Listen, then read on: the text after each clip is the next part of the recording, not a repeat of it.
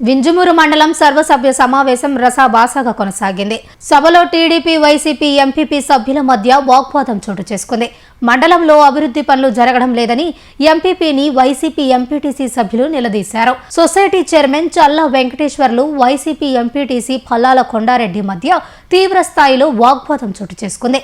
MPTO Srinivasulu Reddy చేతుల నుంచి mic లాగేందుకు ZPTC Balakrishna Reddy ప్రయత్నించారు. కొత్త విషయాలు అంటే పోయిన మీటింగ్ తర్వాత ఏదైనా గవర్నమెంట్ కి సంబంధించినటువంటి అప్డేట్ అసలు అసలు వాయిదా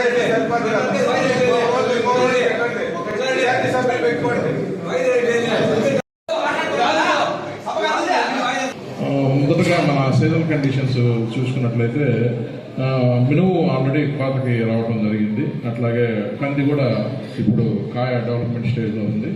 వరి కూడా ఏంటంటే చిరుపట్ట దశ నుంచి అంకురం ఏర్పడే దశ వరకు ఉంది. బెంగాల్ గ్రామ్ అంటే శనగ పార్ట్ డెవలప్మెంట్ అంటే విత్తనం డెవలప్మెంట్ స్టేజ్లో ఇది ఉంది.